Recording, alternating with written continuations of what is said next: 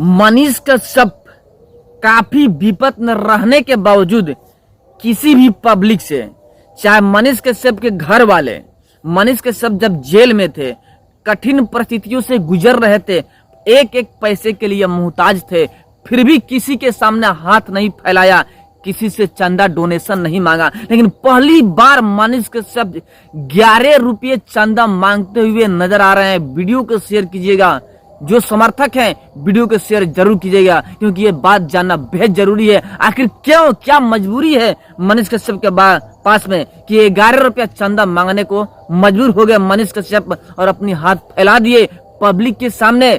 एक तरफ चुनाव आयोग ने चुनाव का तारीख घोषित कर दिया है, कब कहां पे चुनाव होना है, और इसी बीच मनीष कश्यप ने बेहद चौंकाने वाला एक ऐलान कर दिया है, बेहद चौंकाने वाला, जो कि अभी तक के सबसे बड़ा चौंकाने वाला न्यूज है।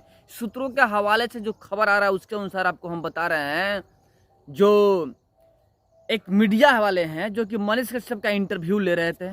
आपको पता ही है अभिनव, उनको कौन नहीं जानता है।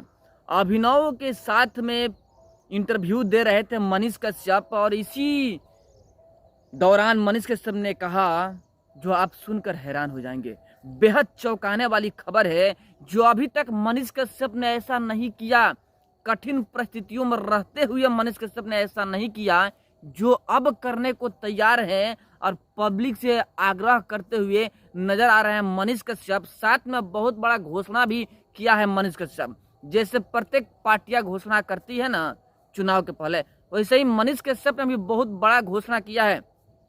बताएंगे, वीडियो को अधिक से अधिक शेयर कीजिएगा, अधिक से अधिक, ताकि जितने मनीष कश्यप के फैन है, समर्थक हैं, वहां तक यह वीडियो पहुंच सके, सबको ये जानकारी मिल सके। इसलिए सभी पार्टियां तैयारियां करती है, सभी पार्टियों का एक विजन होता है, उस विजन के हिसाब से आगे बढ़ते हैं, उस विजन को पब्लिक के सामने रखा करते हैं। ये सभी पार्टियों का यही रूल है। मनीष कश्यप भी इसी रूल में आगे बढ़ते हुए बहुत ही बड़ा घोषणा किया है कि हम अपने संसदीय क्षेत्र से 1 लाख युवाओं को नौकरी देंगे, स्टाम्प पेपर पर लिख कर देते हैं। किसी नेता में औकात है, किसी नेता में दम है कि जो लिख कर दे दे स्टाम्प पेपर पे। हम लिख के देते हैं स्टाम्प पेपर में कि अपने संसदीय क्षेत्र से 1 लाख युवाओं को नौकरी देंगे। इसके पहले मनीष कश्यप बोले थे कि 50,000 युवाओं को नौकरी देंगे, लेकिन अब जैसे जैसे चुनाव सामने आते जा रहा है, नजदीक आते जा रहा है, वैसे वैसे जो भी नेता हैं उनकी बोल और डायलॉग और एक्शन चेंज होते जा रहा है। यहाँ पर मनीष कश्यप का भी एक्शन चेंज होते जा रहा है। साथ में उन्होंने ताल ठोकते हुए कहा कि अगर 1 लाख युवाओं को नौकरी नहीं देते हैं तो हम अयोग्य साबित हो जाएंगे और उसके बाद चुनाव में सामने नहीं आएंगे।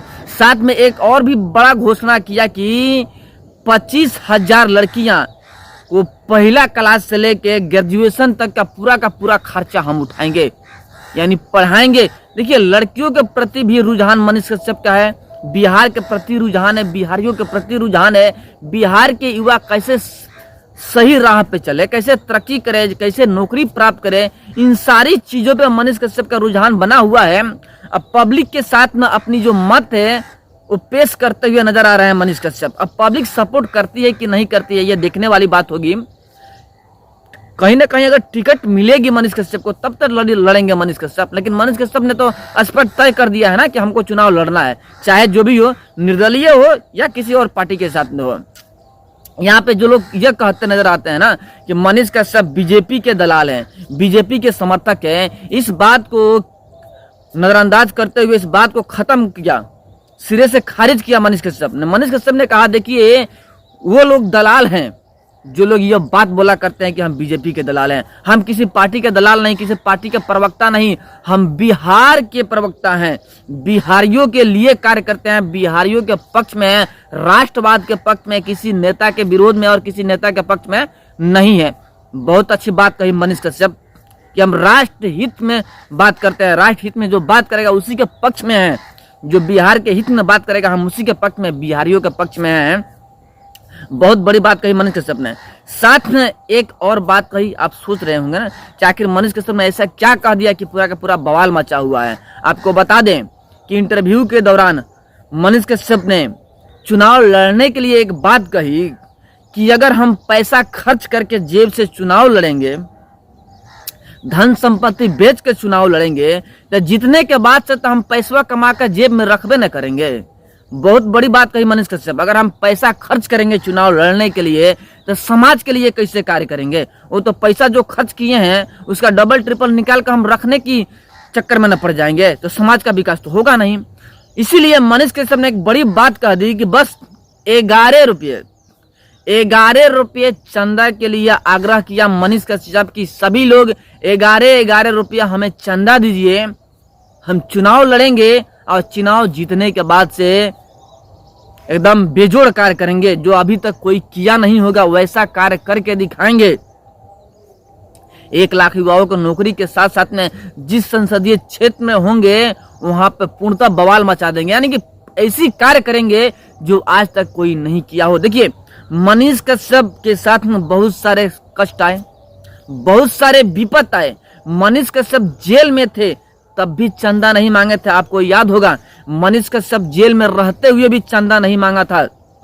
जैसे भी सही उनके भाई केस लड़ते रहे, भाई माँ बाप मौसरा जितने भाई है सभी चुनाव सभी मिल करके मनीष कश्यप को जेल से बाहर निकालने के लिए एक दूसरे से पैसा इकट्ठा करके केस लड़ते रहे, लेकिन एक बार भी किसी से चंदा के लिए मांग नहीं किया मनीष कश्यप ने, और ना ही मनीष कश्यप का परिवार। लेकिन बिहार के हित के लिए, बिहारियों के हित के लिए पहली बार मनीष कश्यप ने मुख खोला है कि 11 रुपया चंदा हमको दीजिए कि हम चुनाव लड़ सके, क्योंकि किसी पार्टी के पक्ष में तो है नहीं मनीष कश्यप, कोई पार्टी टिकट तो दे नहीं रही है, अपने बलबुत्ता पे चुनाव लड़ना है। इसलिए मनीष कश्यप ने 11 रुपये का मांग किया है। तो प्लीज आप लोग मनीष कश्यप का सपोर्ट कीजिए, अगर मनीष कश्यप के समर्थक हैं, अब चाहते हैं मनीष कश्यप चुनाव में जीते, बिहार के लिए कुछ करे, बिहारियों के लिए कुछ करे, तो मनीष कश्यप को 11 रुपया चंदा देकर सपोर्ट कीजिए और जिताइए। बट चंदा देना चाहिए कि नहीं देना चाहिए, मनीष कश्यप के चंदा मांगना कहां तक सही है? मनीष कश्यप ने जो घोषणा किया वो पूरा करेंगे भी कि नहीं करेंगे? क्या बीजेपी टिकट देगी कि नहीं देगी? इन सारी बात को आप किस नजर से देखते हैं कमेंट में जरूर बताइएगा, ताकि पता तो चले कि आप लोग किस कदर के फैन हैं मनीष कश्यप का। तो कमेंट में जरूर बताइएगा। चलिए फिर मिलते हैं आपसे बड़े अपडेट और एक बड़े न्यूज के साथ में, तब तक के लिए जय हिंद, जय श्री राम।